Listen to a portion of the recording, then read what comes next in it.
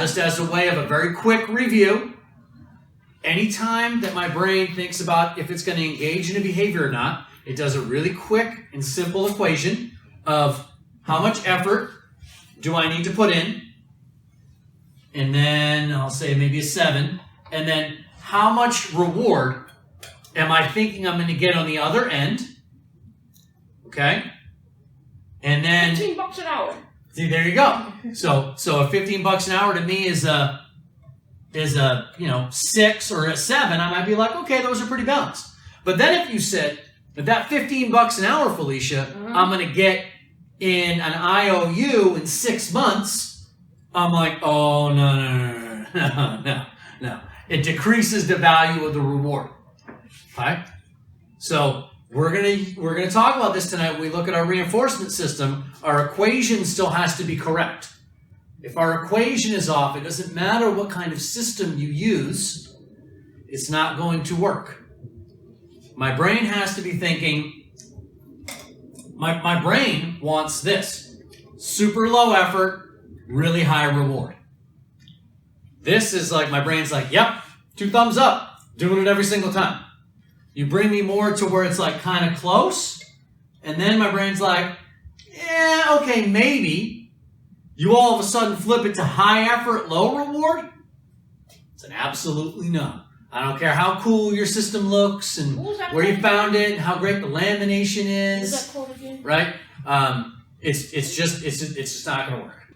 But then how are we going to consistently reward the behaviors and the skills that we want in the home?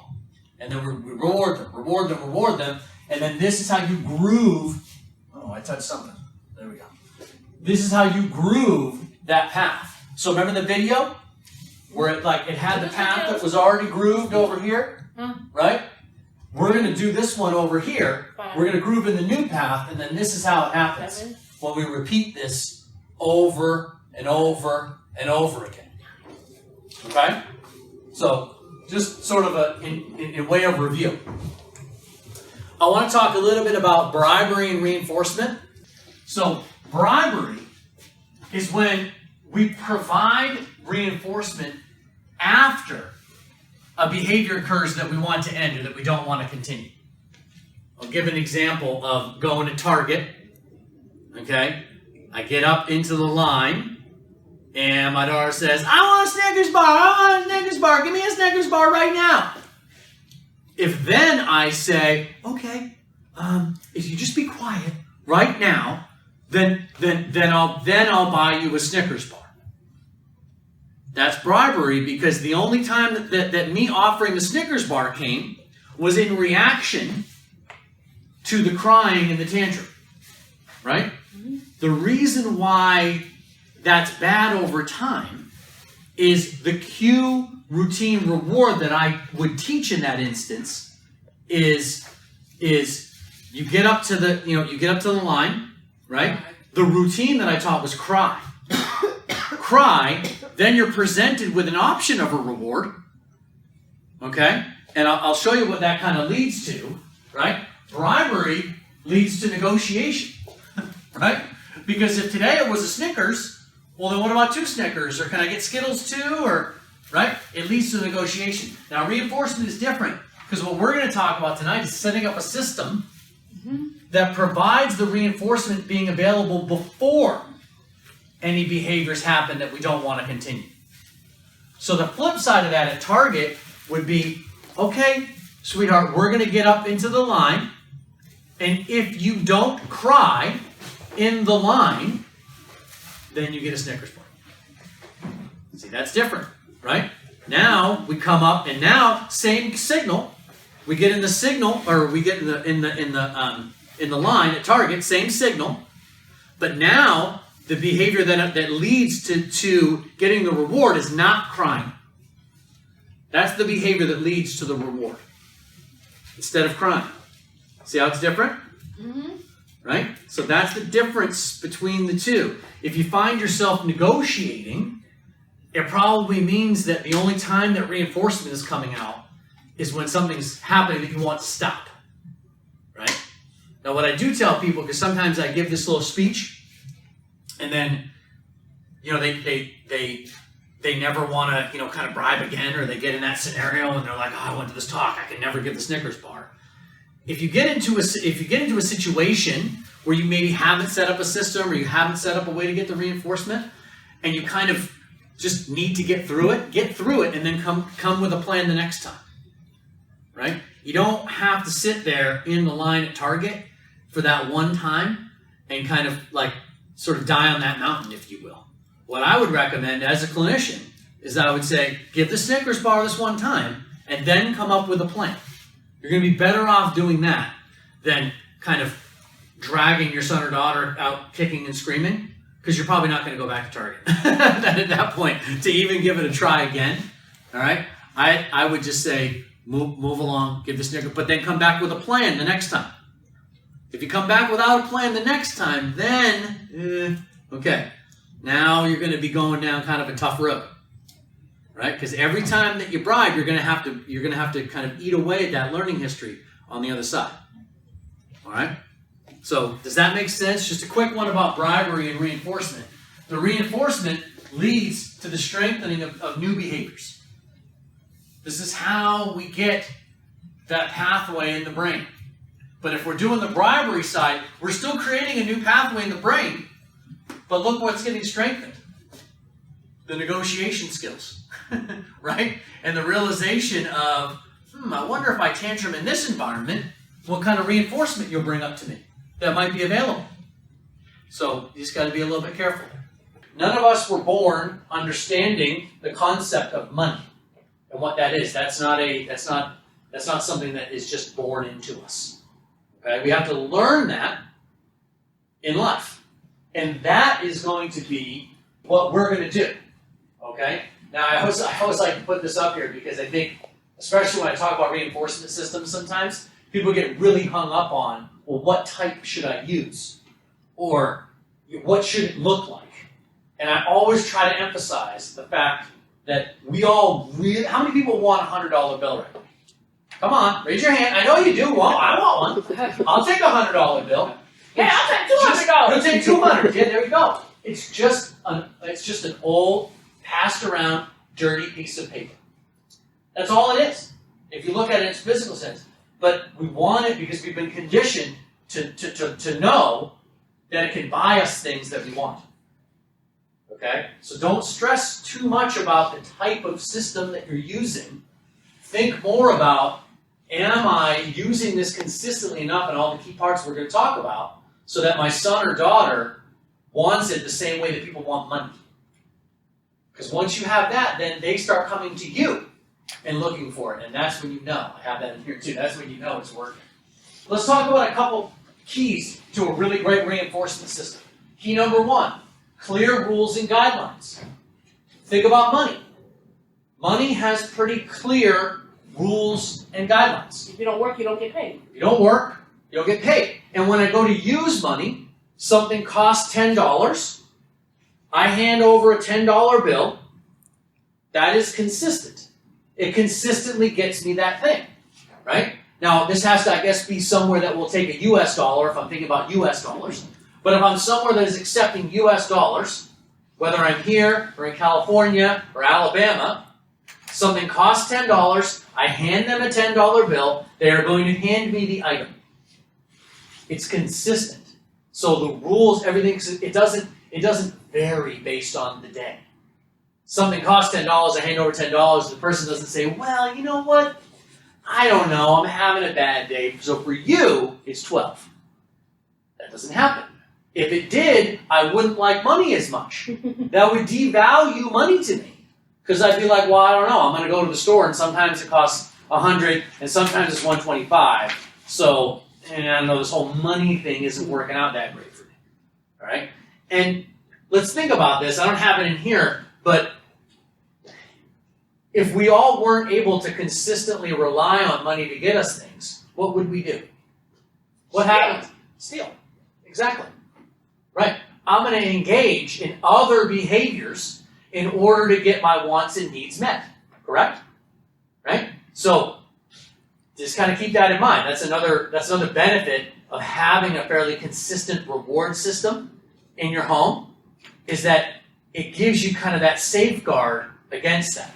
Because if I don't know how I'm going to get that thing that cost the $10, then I'm going to figure it out on my own, and I'm probably not going to figure out a really appropriate. And it's probably going to lead to jail. And it might lead to a bad place. Right. So clear rules and guidelines. Maybe I should put this number 1. This, I think, is also, and also if we think about money. So finding new and improved reinforcers. So what I mean about that is how strong the reinforcement available is going to dictate how successful the system is. So what's great about our monetary system is I can buy anything, right? I can buy anything. So if I have a $100 bill and there are multiple things that cost $100, I can buy any of them. We, though, if we're conditioning one in the home, we might have to find what I call new and improved reinforcers, especially when you first start with the reinforcement system. Because what you don't want to have happen is, it was free yesterday, but now you have to work for it. Think about if someone did that in your life. If it was free now, right? The pizza used to be free, but now you guys have to pay us $10 to eat the pizza. You don't want to do that, right? But tomorrow night, if you had to buy your own meal, you might pay $10 for pizza, right? But now it's been free the last 3 times. If we all of a sudden made you pay for it, it's going to feel like more. So finding new and improved reinforcers, we're going to kind of dig into that. The more you find, the more successful your system will be. And then consistency is also 100% key. I kind of touched upon that when we talked about the $10 bill. It has to be consistent. If you only run the reinforcement system every once in a while, then your son or daughter is only going to engage in the skill of the behavior every once in a while. Okay? So it's got to be something that's consistent. And then our equation has to be balanced. So I'll go back to the money system. If money for us was something like this, where I had to, work 100 hours to earn $10, am I right? So immediately everyone's no, not going to do it. So when I'm setting up the system, I have to make sure that really, when I first set it up, that it's really low effort, but I'm going to deliver high reward. And then I can eventually kind of even this out as we go. But I can never make it so that it looks like this. This is always going to be unsuccessful. Always. As it would be for all of us. Right? I can't ever be over here where I'm asking for a 9 effort, but I'm only going to give a 4 reward. That's going to be no go. No go. And in the beginning, we're going to talk about this. I want to be here, where I'm asking for really low effort, high reward, right? Because then that's going to get your son or daughter to buy in. Like the system. Ooh, these things are good. I like this. Because their brain's going to look at this and say, okay, that's a good deal. All right? So, we want to make sure that we're building this on those principles that we talked about. That's why they're principles and fundamentals. They don't change. And if you build the system on those, it's probably going to succeed. All right? All right, so how do we choose what behaviors or skills we're going to reinforce with our system? First thing here to think about is to prioritize. And I think I've been there both as a parent and as a clinician, where I've got 30 goals. I have tons of things that I want for either the client I'm working with or my son or daughter to do, but you have to prioritize. Good grades. Yeah, there you go. Good. I want them to have good grades. I want them to do this independently. I want them to talk more. I want them to stop doing this behavior. I want them to start doing this. But you have to prioritize. You have to prioritize. And when you do that, the way that I think is the best to do when you're going to prioritize is to kind of come up with the goal first as the main place where it is that you want to go. Right? So you start with the big piece first, and then start to move your way down. So if my big goal is I want my son or daughter to be able to communicate freely in their environment, even with people they don't know. Then I might start kind of coming down from there and say, okay, well, what's the next thing they would need to do, right, in order to eventually get there? What's the next thing in that sequence that I might need?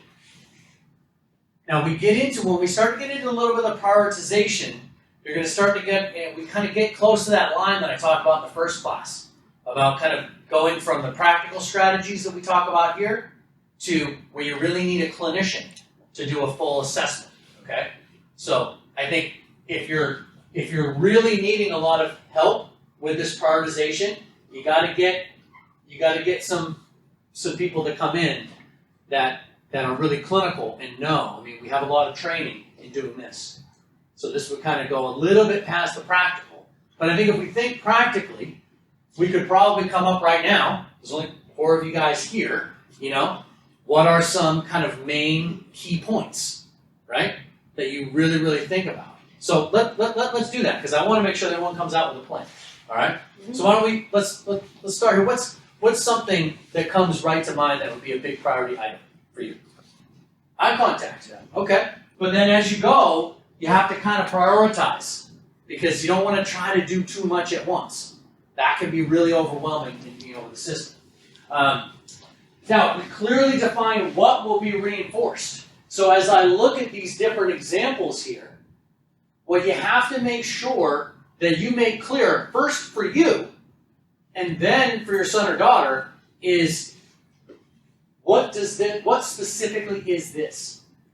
So if I say eye contact, I need to say, what is it? Is it for 1 second? Is it for 2 seconds? Is it for 3? Right? You have to really define exactly what it is, because if you don't, then you don't know. Like, does that count? Yeah.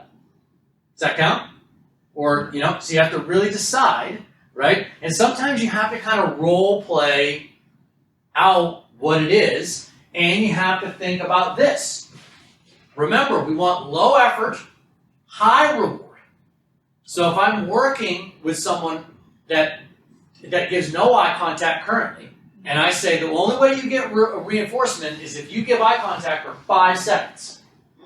Now I'm high effort, low reward. Remember, that doesn't work. Right? This is too high. So tell me about your son. For right now, how much eye contact will he typically give? Is it fairly low? Very low. Very low. Yeah. Like almost none. Yeah. Okay. So I would probably then go with just any level of looking in someone's eye, even if it's for a fleeting moment, maybe not even a second.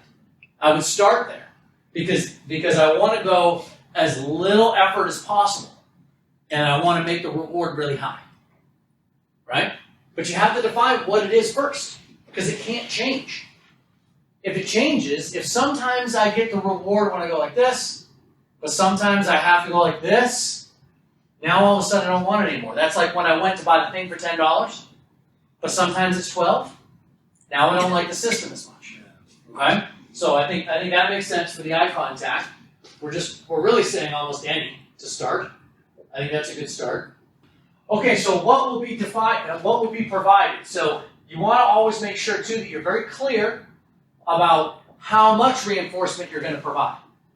So if you're going to provide iPad time, how much time is it going to be? If you're going to do some attention time or whatever you're going to give, it's got to be consistent. Remember my $10 example. If sometimes $10 is worth 8, sometimes it's worth 12, sometimes it's 15, that's going to be a big problem for me. I'm not going to like money as much anymore if that happens. So you got to decide beforehand how much you're going to give. I used to what I used to do with him, I used to take him to the park, but it's cold outside, so. Yeah, all right. So that gets a little bit, but that goes toward deciding beforehand, though, how much reinforcement you're going to give. You have to make sure the reinforcement's available, right? If I have that system and all of a sudden I went up and the $10 led to nothing at all because the store was out of it, I'd be like, but you had the sign up there that said I could have it. Well, I don't really want to go to the store much anymore, or maybe the money doesn't mean as much. So you do have to make sure it's available. So starting with low effort, high reward, you're gonna hear me talk about that all the time. So it's that important though, trust me, I wouldn't just say something that isn't that important. And then you always want to think about how we learned as children about the value of money.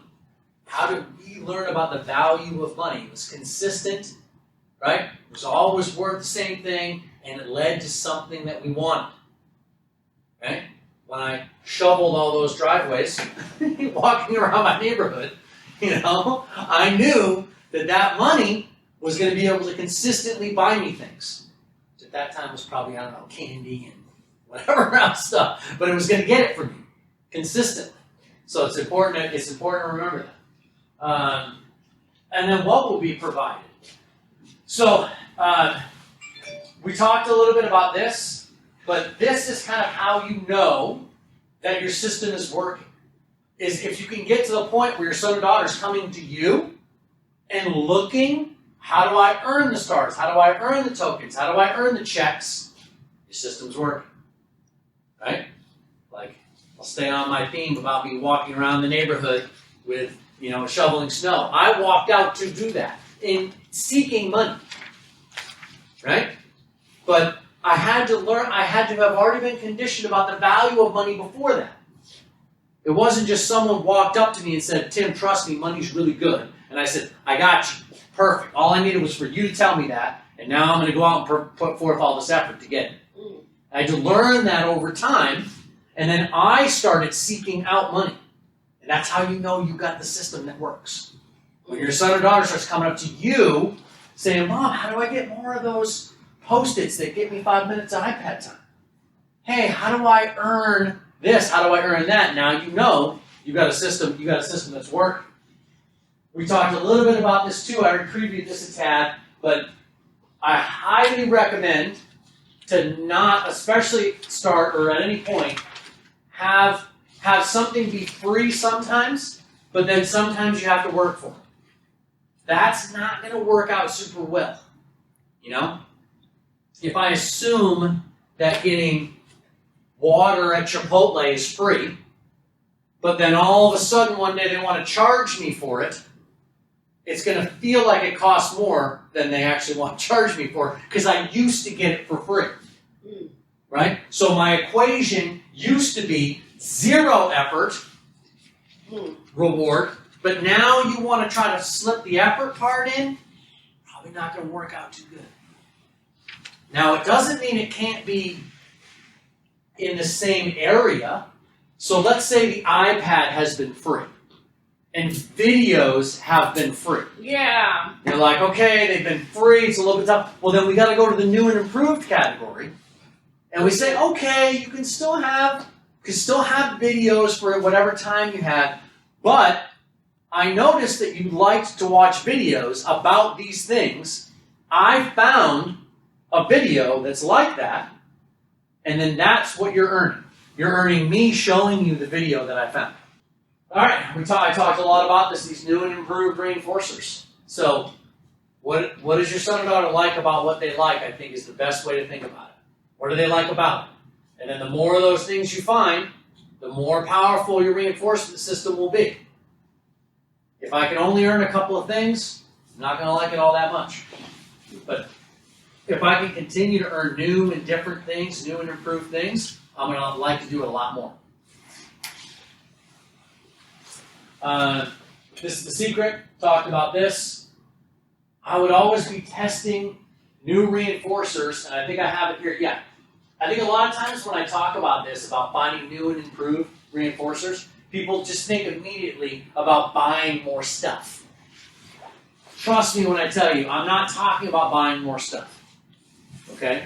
I'm not saying it might not lead to buying something, but when I think about what does someone like about what they like and finding more reinforcers, I'm not thinking about just let's go to the toy store together and just buy out all these toys. What I'm thinking about is what is the intrinsic part of the toy that you're liking the most? What is it about this scenario that you like the most? So that I can find something else, and it's typically once you go down there, it's not something you have to buy. It's not something you have to buy. Might be something that requires maybe a little more time, potentially, but not always. But it doesn't have to be something that you have to buy, that you have to go to the store and then purchase, right? And if it is, if you get to that point where that is the main motivation to buy, well then your reinforcement system is going to be really simple. You know what it's called? Money. I mean, that's really what you get down to. And that's really the thing, is my son or daughter just wants to go to the store with their own money and spend $10 on something, well then that's what we're earning. That's what we're earning. That's where I got to with my daughter. You know, eventually she just wanted to collect her. She doesn't even buy anything with it. She just likes to count it and have it around. She just talks about the things she thinks she knows she can buy, but she never actually spends it. So when you look at what someone likes about what they like, what you're really kind of getting into is who are they as a person? Like, see, my daughter was already a saver. You know, I've learned to save later in life, but I wasn't like a saver as a kid. When I did that and I got all that money from Shovel, that was gone. I mean, I spent that money like water. I was going to say, I liked the example that you gave in the previous iteration of this class, where you were talking about the Cars movie and how like a child really loved the Cars movie, and then looking into what is it about that they like, and so then you were trying to find like another movie. Is it because it's Cars, or is it because it's a red car, or is it the plot, or is it because it's busier, every which way? So then trying different videos, and maybe that video of other cars he didn't sit or like it, and so then it's like another video of a red car and he did like that. So trying to figure out the pieces of, or is it just because they get to sit on the couch and eat popcorn, or because they're sitting with mom during a movie, or there's lots of different moving parts of it. Yeah, that's 100% right. You know, and you're almost like creating a hypothesis like that, and saying, I think they like it because of this, and then testing it. And sometimes you get really surprised as to what it is. Oh, I thought they liked the Cars movie because of the cars. But wait a second, they're just as motivated to sit down and watch any movie with me at all that involves popcorn and time with Dad. You know? Oh, isn't that interesting? Because then when I find that, then that's what we work for.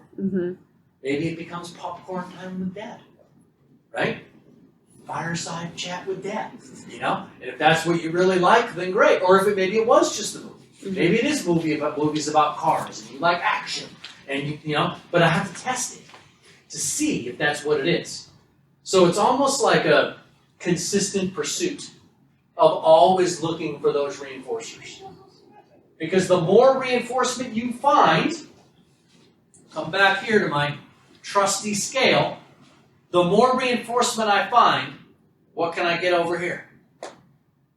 What can I ask more of? If I have a 9 reward, what can I ask for over here? More effort. More effort. More effort equals new skills. That's what new skills are, right? If I'm going to learn something new, I have to put forth more effort. The more reward I have, the more effort I can ask for. Now, this is the good side, right? Here's the bad side. If I've been working and earning the same 3 things for the last year and a half, they're going to decrease in value for me. And if you're still asking for effort, this isn't going to work. So that's why this part is so important.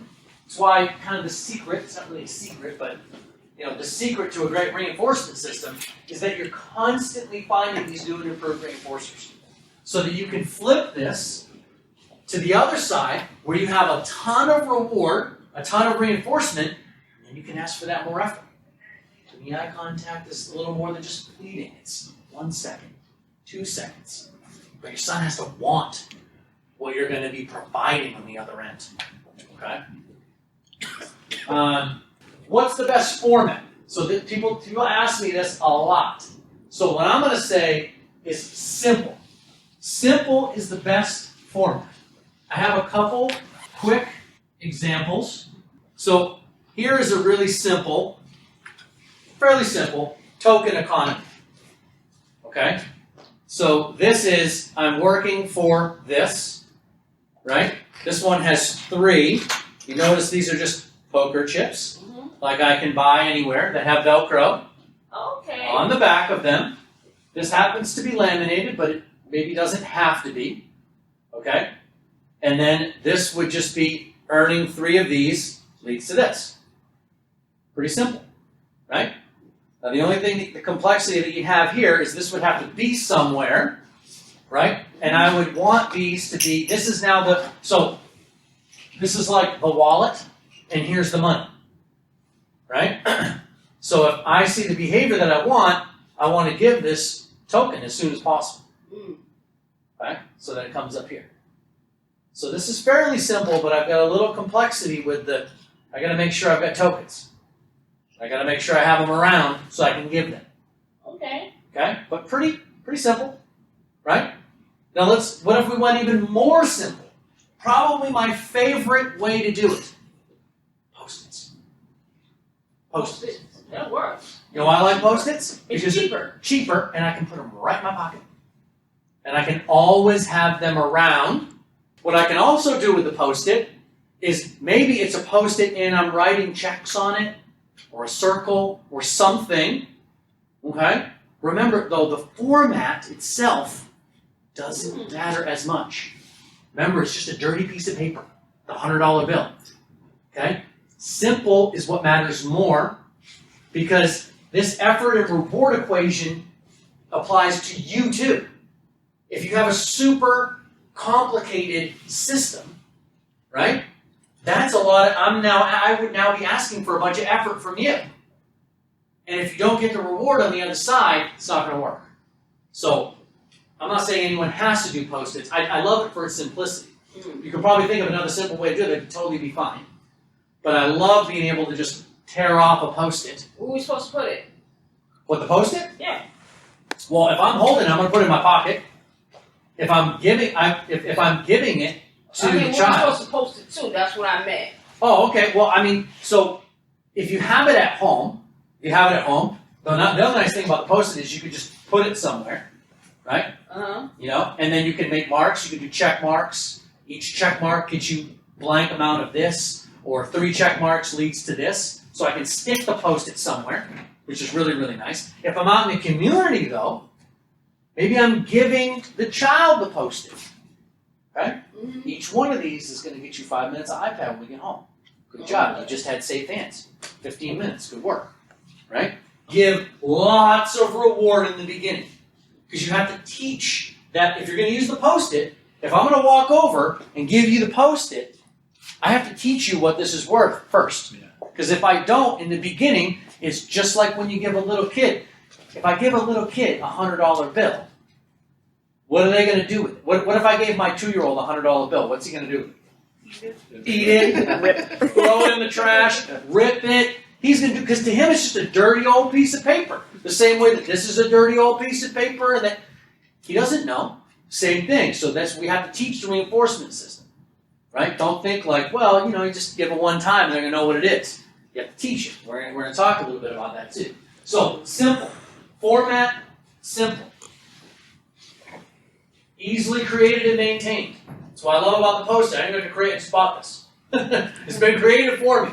Somebody figured that out a long time ago. It's been created for me. A little word of caution, and I see this happen to parents a lot, is they hear about reinforcement system. Hey, it's really great. I do a Google search. Oh, look at all these amazing reward sticker charts and systems online. These things look so wonderful. I'm about doing that myself. I'm not saying that they're not good, but here's the thing you have to understand. If you find something online, it's been created specifically for someone else that is not your son or daughter, right? And then someone just posted it online, and they put it there. So I'm not saying that you couldn't. It's just a word of caution. You could print that, laminate it, and use it, but you have to remember all the principles that we just talked about. They all apply. You can't just print something cool from online and then post it in the house and then say, well, the thing online had 10 spots for stickers, so you're going to have to earn 10 spots because that's what the chart has. No, you want it to be something that still follows the principles that we have. So I'm not saying you can't find something online, but if you do, I would still recommend following everything that we have in the presentation. Okay? Not just printing something online and then using it kind of as is, because it needs to be individualized. And it's not the format that's going to win the day, right? It's not the format that will win the day or have the reinforcement system work. It's going to be, my personal opinion, the first thing will be how powerful are the rewards that I'm going to get, and then how much effort are you asking of me to do.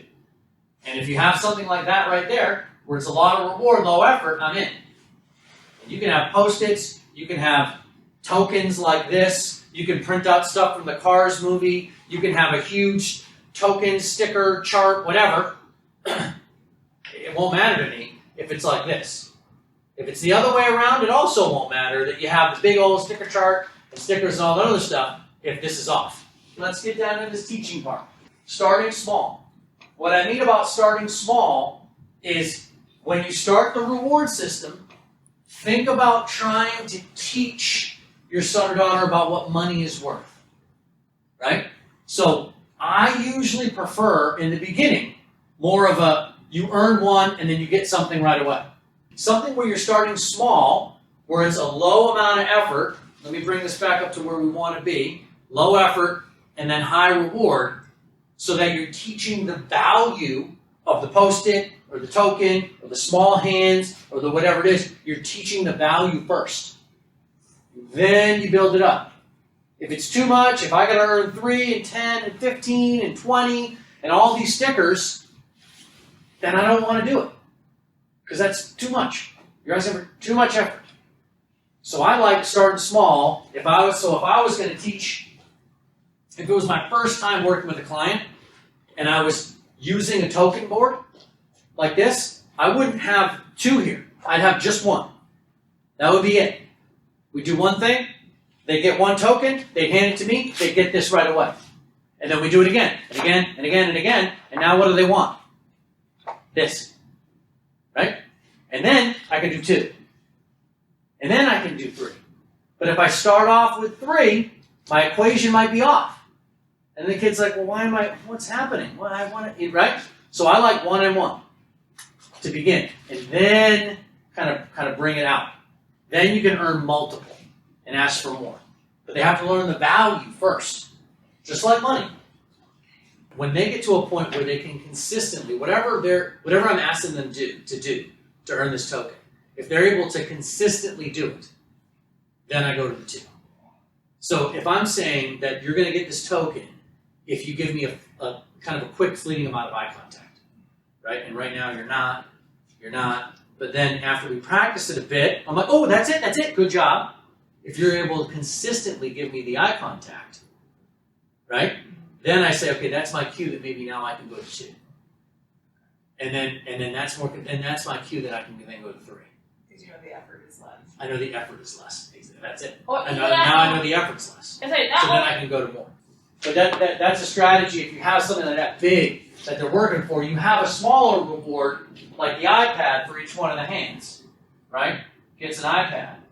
But then the big reward at the end is that McDonald's that you're talking about. 1 hand and iPad time. Yep. And if he makes about 3 hands, he'll get story time with mom. There we go. I'm liking that. Yeah, that's right. And then if he works up to about a week, we get to go to McDonald's. Then maybe you add in the McDonald's trip to it. Yeah. Yeah, that's perfect. And then he's just gathering all these little hands or whatever it is he wants. Post-its, tokens, and then you'll know it's working if he starts coming to you and saying, how many hands do I have? How many more hands until we go to McDonald's? Or didn't you see I had saved hands? where's the hand that you're going to give me? That's how you're going to know it's working. You have a nice, strong reward. Right? Okay. Yeah. I'll talk to his caretakers and I'll talk to the after-school program. Yeah, the more you can get them involved, the better. And that is a good point with the reinforcement system. The more people that can be consistent with the same system, the better. You don't always have that luxury. But if you can do that, I highly recommend it. Because everyone will benefit, kind of like with Daniel. Right? The school's using Star Chart, you're now using it, everyone kind of wins. Because he's like, wow, stars are great. I get stars everywhere. This is wonderful. And you can just continue to use it. Now the other one that's really big is our cue, routine, and then our reward. So if I'm thinking about, with your son, about doing the eye contact, I have to think about what's the signal that's going to tell him that now it's time to give eye contact. So what's your son's name? Michael. So a really consistent way that I might ask for eye contact is by saying someone's name. So you could start with that, right? Where maybe part of what you're teaching, I'll use my Post-it as my example. What's something that Michael really likes? What's something you might think about that he might be able to earn? Maybe YouTube time. YouTube time. Okay, that's a pretty popular one. That's pretty popular. So one way that you can teach the YouTube time is, because remember, you got to teach that wherever you're going to give, token, Post-it, whatever you have, is going to lead to the YouTube time, right? Is you kind of come over, Michael, and then you get any kind of that fleeting eye contact, you give whatever it is, and then you immediately have him give this back to you, and then you give the YouTube videos. So he learns that once he earns this, he can then give it to someone and then get something he wants, right? And then you do that, there's your cue, and then the routine you're looking for is the eye contact, and then all you're doing with the reward is it's like, this leads to something else. So that when you have this, you hand this to me, you get something else. It's the same kind of concept with the reward, but now I have something that signifies that you're going to get another reward. And I have a system that I can do. And then over time, so when we talked about how do you know that maybe then you go to 2 of these, gives you 2. It's how successful he is at then giving you the eye contact. The more that he's successful, that's when you know that you can add on more. Is there being successful? Now, if I was like in a clinical setting, I'd probably give it a percentage of time, and we'd be taking really specific data, right? But if we're talking about practical, I would just say as they become more successful, right? As you start seeing more eye contact, then maybe you're like, okay, now it's 2, right? Now I want 2 of these. We're going to earn 2. Once you set up the system, and once Michael starts coming to you and looking for these, or trying to take them off the fridge himself, that's the other way that you know that the reinforcement system's working, is when they try to start to steal them. Right? Once they try to start to steal them or take the Post-its or whatever, it's like, good, it's working. It means they have value. Yeah. It means they have value. It means you might need to protect them a little bit or figure out some way, But I don't even kind of mind that all that much. Oh, look, you found a Post-it. Oh, isn't that interesting? It's a better sign for me that the system's working, right? Than if they don't care about any of this, and you've been doing it for a little while, it means that the equation's off.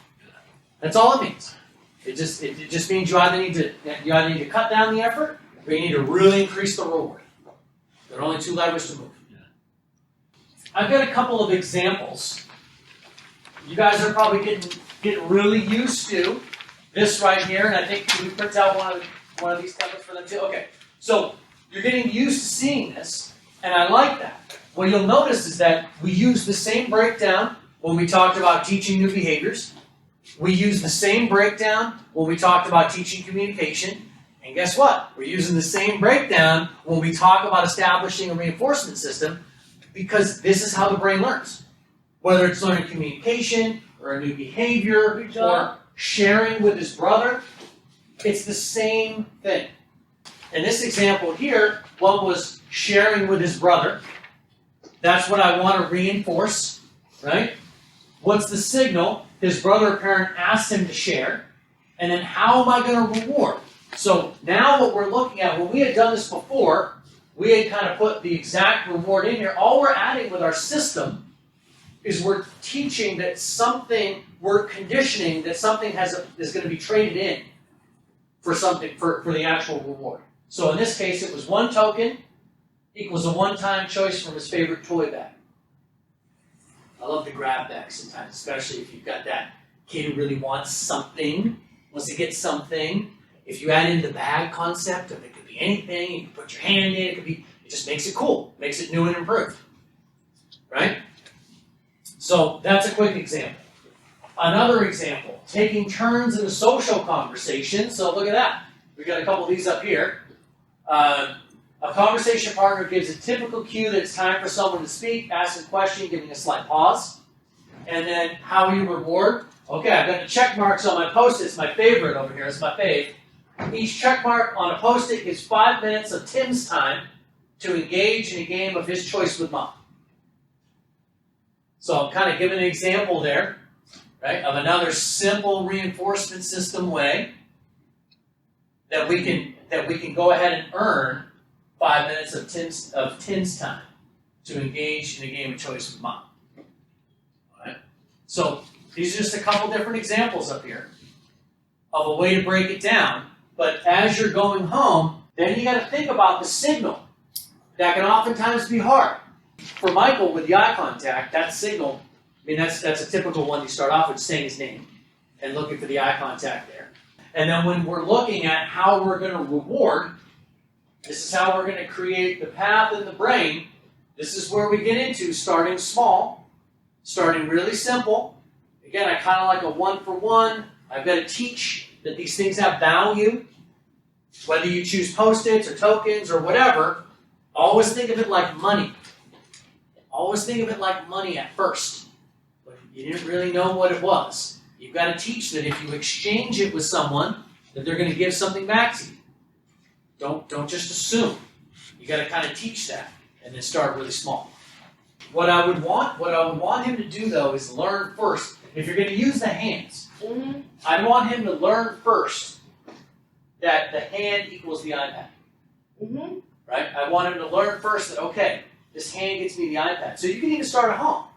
You don't have to start, you can stay at home. Okay, you know what? Look, I'm going to set a timer for a certain amount of time, and you can make it small. If you have safe hands, in that amount of time, I'm going to give you the hand, and then you're going to be able to give it back to me and get the iPad. So he's like, oh, that worked out pretty good. Okay. All right, I like that. And then you can say, hey, you know what? You can earn hands now in the after-school program too for keeping safe hands. I'm going to send them the template. They're going to have hands in their pocket. That's why I like the Post-its so much, because you can just say, hey, I use Post-its at home. Oh, we got Post-its over here. I could draw a hand. Draw a hand, yeah. And they could have it too. Yeah. And then however many hands he comes home with, he gets X amount of minutes on the iPad. Yeah. You just got to make sure you teach it first, though. So a couple quick take-home points. So definitely want to make sure you take home that finding those new and improved reinforcers is the key part, right? Constantly be thinking about what do they like about what they currently like, and then finding the new and improved reinforcers, very important. And then as you're teaching the reinforcement system, think about how kids or how you learned about the value of money. I can almost guarantee that you didn't learn about the value of money just because someone came up to you one time and told you that money is valuable to you. You had to learn by exchanging money and getting things that you wanted. That's how you really learn to value it. So remember that when you're teaching it to your son or daughter too. They have to come in contact with getting something and then handing it back and getting something that they want. I earn money. I then hand money to someone. They give me back something I want. I now want money again because I want to be able to give it to them again and then have them give me something back. Okay? So definitely take that home. That's very important. And then the fundamentals are key. Fundamentals are key. I know I talk about it all the time, but if your reinforcement system isn't working, you just come right back here.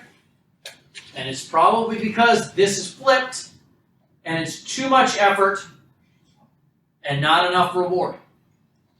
Okay? So the fundamentals are completely key. You have to make sure that this is in line. Because you can have the, desk system or the simplest system doing the Post-its and like, oh, I'm totally into that too. If this is off, it's not going to work.